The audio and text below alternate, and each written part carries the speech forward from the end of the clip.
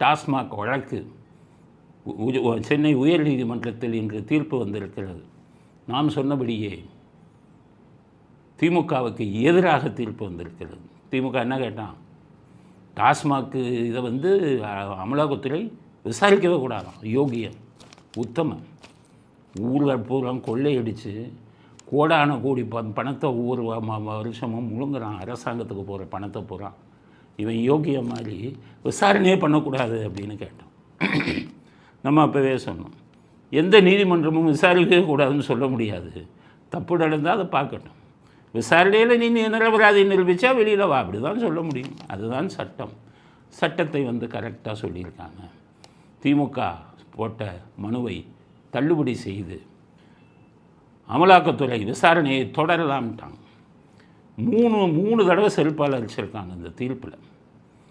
முதல்ல என்ன சொல்கிறாங்க, பெண்களுக்கெல்லாம் டாஸ்மாகில் பணிபுரியும் பெண்களை எல்லாம் துன்புறுத்தினார்கள் அப்படின்னு சொல்லி அவர்களை கேடயமாக உபயோகிப்பதற்கு தமிழ்நாடு அரசாங்கம் முயற்சி செய்கிறது. முதல் செருப்படி. பெண்களை அவங்க யாரும் கொடுமைப்படுத்தலை. அதை காரணமாக சொன்னதை இந்த விசாரணையை தடுக்கிறதுக்காக அவர்களை கேடயமாக உபயோகப்படுத்துகிறான் அப்படின்ட்டாங்க. முதல் செருப்படி. ரெண்டாவது செருப்படி, வற்புறுத்தி கையெழுத்து வாங்கினாங்க, ஆதாரங்கள் எல்லாம் வற்புறுத்தி பறித்தாங்க, ஆவணங்களை எல்லாம் அப்படின்னு குற்றச்சாட்டை வைத்தது ஏற்றுக்கொள்ள முடியாது, அதற்கு ஆதாரம் இல்லை அப்படின்ட்டு என்ன சொல்கிறாங்க. அது உண்மையாக இருந்திருந்தால் சம்பந்தப்பட்ட டாஸ்மாக் அதிகாரிகள் வழக்கு தொடர்ந்திருக்கலாமே, ஏன் தொடரலை? ரெண்டாவது செருப்படி. மூணாவது செருப்படி தான் பெரிய செருப்படி, சரியான செருப்படி.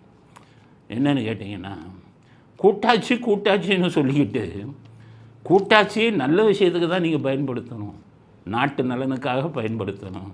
ஆனால் ஊரை கொள்ளையடிச்சிட்டு மிகப்பெரிய தேசத்துக்கு எதிரான ஒரு குற்றத்தை பண்ணிட்டு கூட்டாட்சியை ஒரு கேடயமாக பயன்படுத்துகிறதா தமிழக அரசு. மூணாவது அடி, சரியான அடி.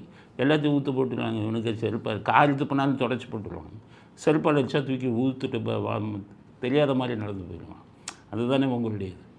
அது மூணையும் கொடுத்து விசாரிங்கன்ட்டாங்க. விசாரிக்கிறது முக்கியம் இல்லை, விசாரித்து முடிவை சீக்கிரம் எடுத்து இவர்களுக்கு இது பண்ணி எல்லா பேரையும் ஜெயிலுக்கு அனுப்பணும். 1000 கோடின்னு நீங்கள் சொல்கிறீங்க.